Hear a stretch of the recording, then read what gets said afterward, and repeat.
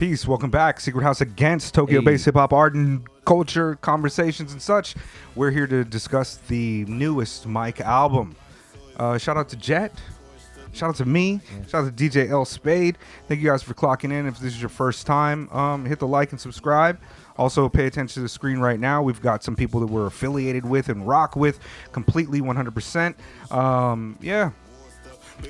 All right, so yeah, the new Mike album, Burning Desire, 24 songs, 50 minutes. Surprise. It dropped on Friday the 13th. Friday the 13th, surprise release. Yeah, something that was a pleasantly, a pleasant surprise. Yeah, I was expecting it, but not expecting it. You know, it's like Mike's always dropping music. He dropped his last joint at the end of last year, right? So this has been like December. 2 albums within a year. I think we reviewed the last joint too, right? We did, and we also reviewed the Mike and Wiki. Okay, that came out a couple months ago. Yeah. So as you can tell, we're really huge fans of Mike. Well, at least I am.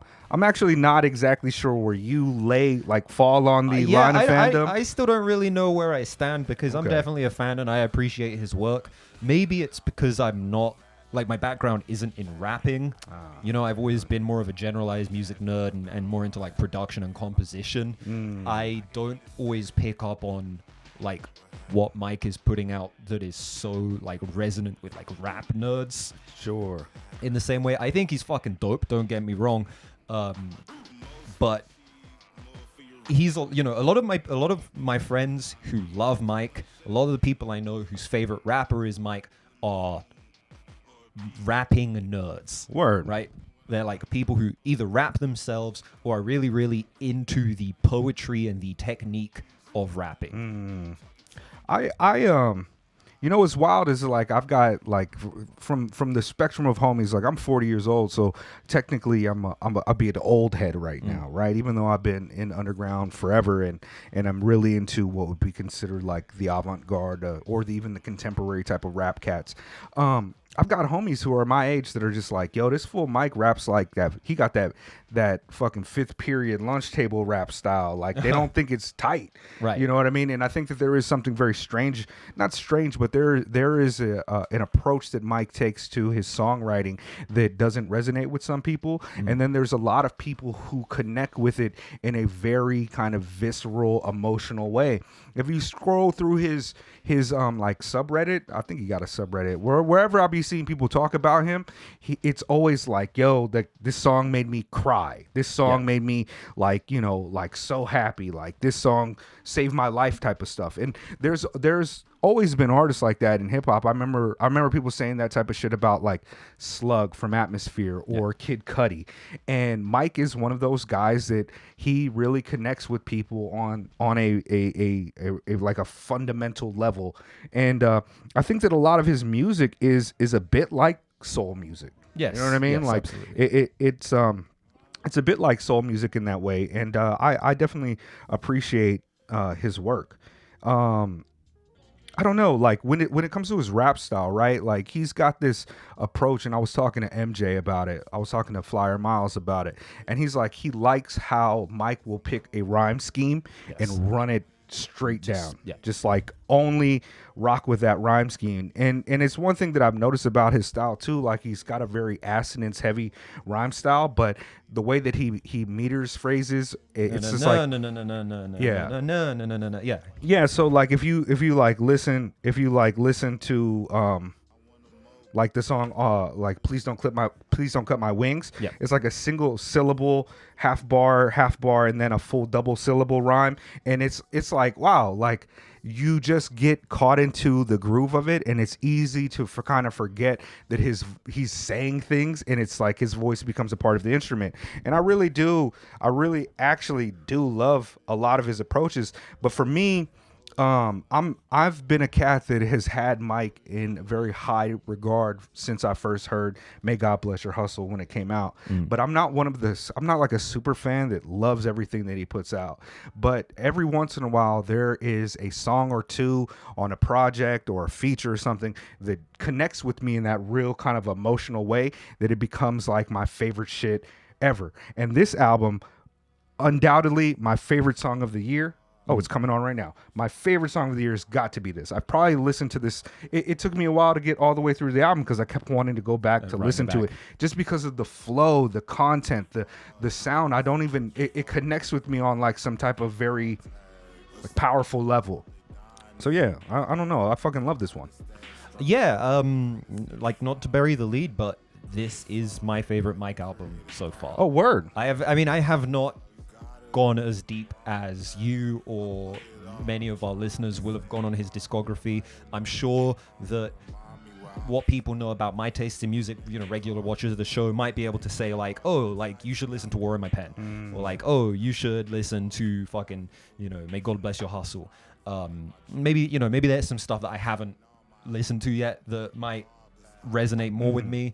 But off the cuff, like the variety of production on here, some of the different styles on here, the features, there's not a huge amount of features on here, but there's a lot of people like Love on here, Earl's on here, fucking Liv is on here. Yeah. Neonte's on here. Somebody named Taka, who I'm not very familiar with. Somebody named El Costo. El Custo. Mark William Lewis, I think might be Larry June is also on this. Yeah. It's a lot of music. It's a lot of music. And that's partly why I'm struggling a little bit with this review, because it is a really, really dense record. It's 24 tracks, 51 minutes. Every track comes in at about 2.5 minutes. But they're all very full and complete. Sometimes when you have a record of this length with this many tracks, I get frustrated with like you let an idea develop and then you just cut it off and moved on to the next thing. This album doesn't really do that. No, I think I think there's a lot of variety on it, and none of the songs really make me feel like, oh, that ended too early or that idea doesn't feel developed. But there are just like things that I'm like, oh, I don't really care for that one as much. Yeah. Luckily, it's 2 minutes long. You know what I mean? I still don't know how I feel about Neonte. If you guys we listened to his album and we decided not to. We didn't review it. Yeah. And I really liked him on the Jadasea joint. Tell me what you guys think about Neonte and how I should parse his music and what do you guys really like about him? Because I don't know if I'm sold on him, but I know he's with 10K. I know he's with Rockin' with Mike, and so many tracks on this is just dope. Can I go through a few? Yeah. I'll also say I just really enjoy the aesthetic of this record, like as a whole. Obviously, the album cover, Burning Desire, African Sex Freak Fantasy. The cover kind of resembles like the Ugandan film screening poster type deals, where it was kind of like, they didn't have the official poster, so like a local illustrator would just like draw their own interpretation of the movie. You have like a Darth Vader that doesn't quite look right, and maybe I was wondering what aesthetic that really struck me as, but I knew it was something like Caribbean or like African to a degree. I'm not even sure what the symbolism really means on it, but it's. I feel like it's like the Ugandan like movie posters, right? Like okay. Maybe we can throw some of them up on the screen right now. Yeah, send it to me. But yeah, we got sort of just hand illustrated artwork for like local screenings. Word. I wrote down hella lyrics, but I don't think people really like I don't do them justice. But man, like let's just reel a few off. Let's get it. Well, I don't even know if I want to try to do it. It's just other, there's just shit on the album that really connects with me. And Mike is not an MC to me that is like punchline. Damn, that was hard. It's more like, damn, he just said like 7 things in a row that connect with me in a really dope way. Even on the joint that I really like, Please Don't Cut My Wings with Earl, I just like that pocket that he and that's another thing, like the pockets he finds on these beats is crazy. Like him, to me, like Earl is dope. Earl is one of my favorites as well, like very much so. And I love to call them like the kind of figureheads of the new black radical tradition of like poetic art and shit, right? But to me, Earl's dope on that. And anytime somebody talking about malfeasance, I'm like, get in that malfeasance bag. Sure. I like that shit, Earl. But the flow that fucking Mike has on Please Don't Cut My Wings and how it seamlessly goes right into like, I guess, a chorus, right? Yes. A repeated chorus, but just the subtle change gives it such a weird swing to me. I'm like, bro, this shit is so head nodding. This is, it's probably like a top 3 easy mic track for me right now, like right up there with like Never Knock. One of those songs that I think like encapsulates some of the greatness that Mike possesses. To me, he feels like if you had like a slider to create an MC, right? Yeah. And it's like you're thinking about like the assonance MCs, cats like MF Doom, who will go on like a really long meticulous type of run that's like, you know, coast to coast Joe Smo's flows ill, go chill, not supposed to overdose, no dose pills. Like that. It seems like whoever created Mike, or however he decided to craft his style, he's just like, let me just max out assonance right here. And it's like, yo, like, on that joint, man, it's fucking amazing to me. I was trying to pick apart like what about it is so amazing, but man, I love that joint. I forgot what I was talking about. Like we just getting back into review, and I feel like I lost my place. There's a lot going on right now at the Secret House. So we're busy. Yeah, apologies to our regular listeners who've been waiting for some new content. You know, life gets in the way, but it's been a little while, but yeah. I will say, you know, one thing that I really enjoy about this record is that while Mike's always been really, really good at getting into the pocket, and often just his voice becomes like a rhythmic element for me, where it's more like a...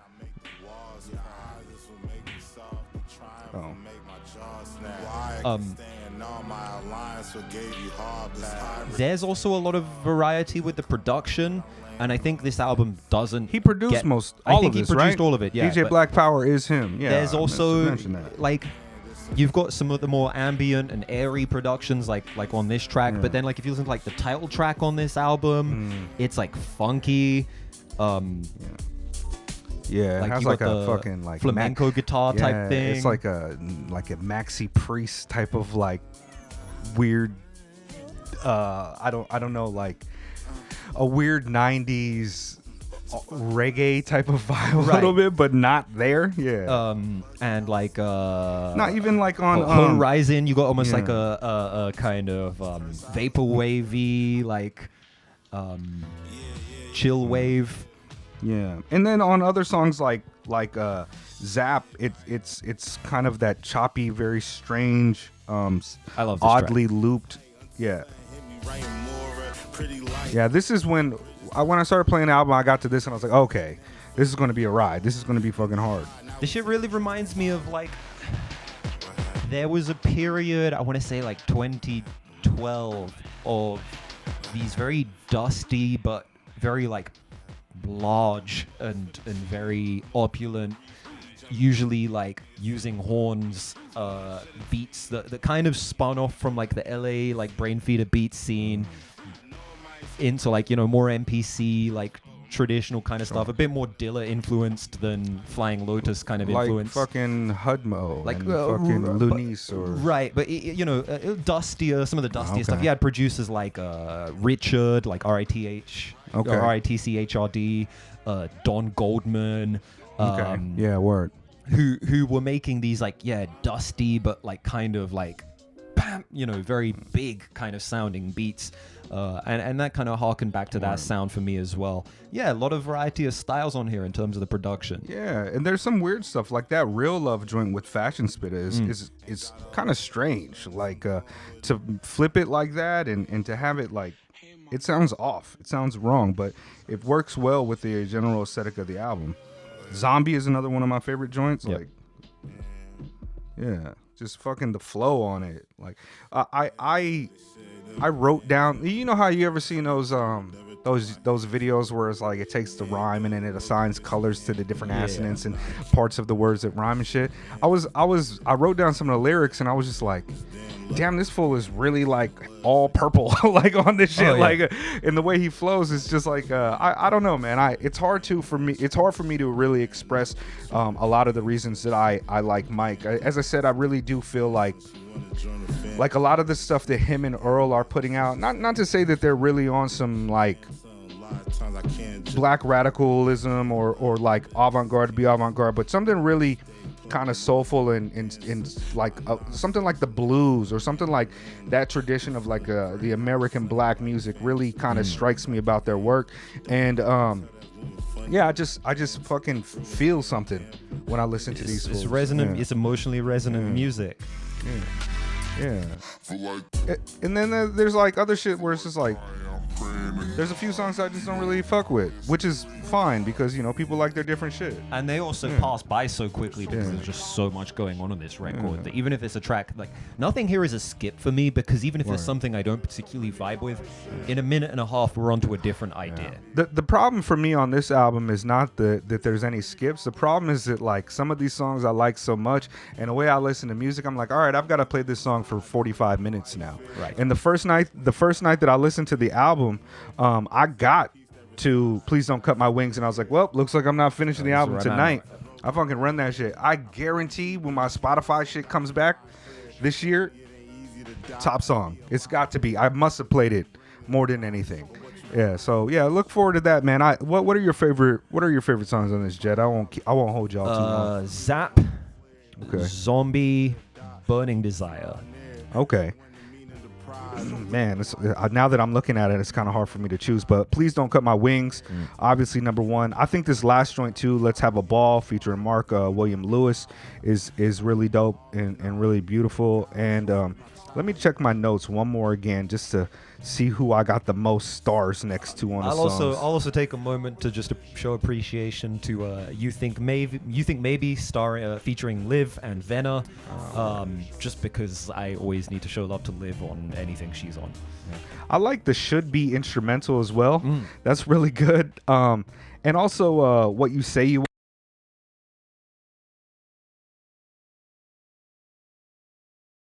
All right, yeah, there was a thing. It's telling me to calm down.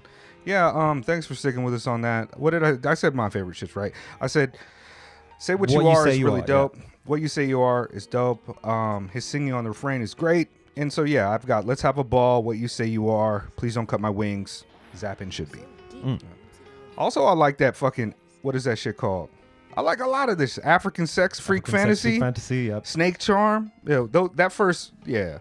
That, songs 3, 4, 5, 6, fucking all the way through, easy. Yeah, that's it, man. I feel tired today. Yeah, I feel tired today. I feel fucking tired today. Very tired, man.